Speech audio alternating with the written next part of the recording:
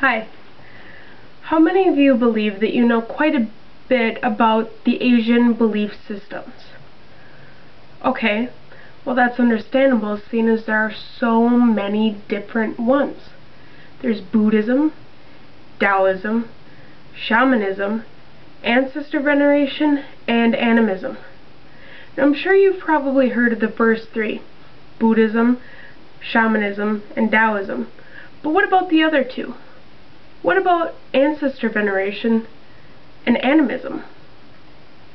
Well, those are the two subjects that I'm here to talk to you about today.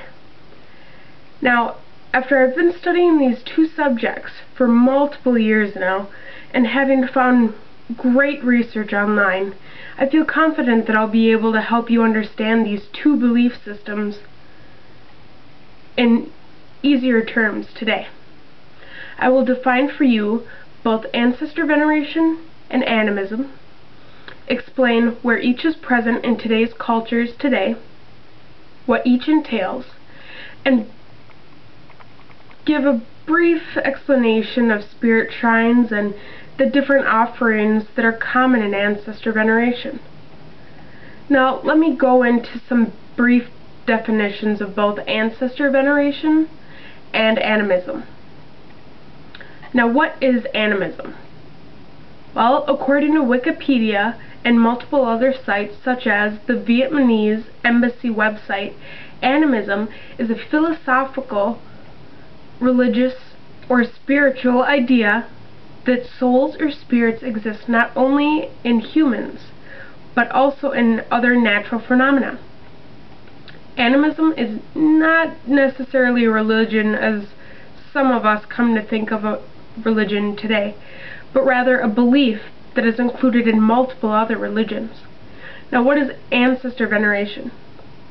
Ancestor Veneration is the custom of venerating deceased ancestors who are considered still a part of the family and whose spirits are believed to have the power to intervene in the affairs of the living. Now, let me tell you both where each can be found and what they both are. Where can we find animism in cultures today? Well, shamanistic religions, African traditional religions, Eastern religions such as the Shinto in Japan, Native American religions, New Age religions, and many others have aspects of animism in their religions today. Now, animism beliefs can be explained by saying that humans are considered to be a part of nature, rather than superior to it or separate from it. Animals, plants, and natural forces such as thunder, mountains, rivers, are all thought to have spirits. Now, it is believed that the soul must journey to the spirit world without becoming lost and thus wander as a ghost. Funeral rites and ancestor worship performed by those surviving the deceased are often considered necessary for the successful completion of this journey. In the Late Homecomer by Kokalia Yang, animism is present in the way that they talk about honoring the spirits so that they don't try to take loved ones away from them.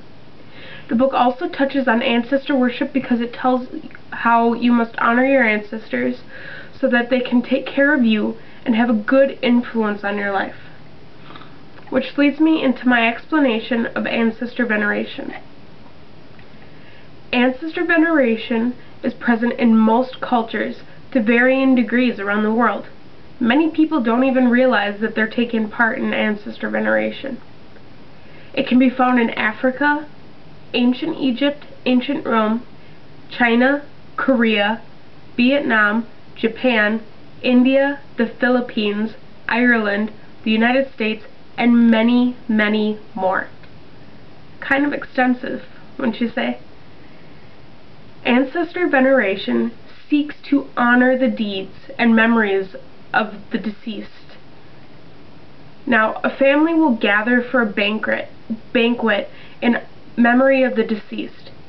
Incense sticks are burned along with hell notes, and great platters of fruit, food, and many other offerings which are placed onto an ancestor altar, or what's also often called a spirit shrine. These offerings and banquets are done frequently during important traditional or religious celebrations, such as the starting of a new business, or even when a family member needs guidance or counsel. It's said to be a hallmark of the emphasis Vietnamese culture places on the filial duty, or the duty of a child to his or her parent. In the Hmong culture, it is believed that the eldest son will have filial duty, and it is the best chance for a parent to make it to the spirit world. Now, let me explain the ancestor altars, or spirit shrines, as most Asian cultures refer to them. In Korean, spirit shrines are called Kammo Yoje-do, shrine where the ancestors come when worshipped. It is typical for family members to venerate ancestors for up to 3 generations. Spirit shrines often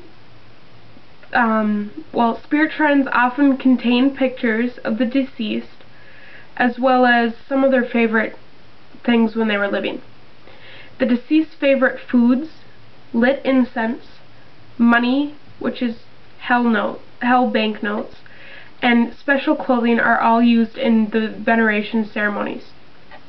Here are just a few examples of some spirit shrines. This first picture is a family shrine found separate from the familial home. Most of the time they are found in the back of a home. This next picture is of a town spirit shrine. It calls upon the ancestor from the entire town to protect and watch over them. This next picture is also a town ancestor or spirit shrine. These next 3 pictures are of spirit shrines within a family's home. Each depicts the typical items shown on spirit shrines. Pictures of the deceased, incense, candles, and food offerings are all items that are found on these spirit shrines. Okay, so now that I've covered spirit shrines, let's go into the offerings that are placed upon them. Veneration offerings have created a booming market in Asian cultures. Many offerings are made of paper so that they may be able to be burned and brought up to the family members within the spirit world. Paper clothing, paper cars, paper dentures, paper shoes, and paper accessories are all burned as a form of offering. Another offering that is extremely common in hell is hell banknotes. Hell banknotes are burned so that the ancestors may be wealthy in the spirit world. Hell banknotes are usually found in high denominations. The word hell doesn't mean hell as we think of it today. Hell basically just refers to the spirit world. Each hell banknote depicts the deity ruler of the spirit world in hopes that the picture should allow the money to reach the ancestors more easily. This picture is of a young woman burning offerings to her ancestors. Now, in conclusion, let me go over what we've covered once more. I have defined both animism and ancestor veneration. I have told you where each is present and what each entails. And I have explained spirit shrines and the different offerings that are common for ancestor veneration.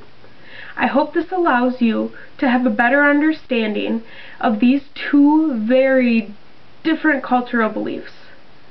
Who knows? I may have even piqued your interest and given you a little something interesting to research on your own. Thank you.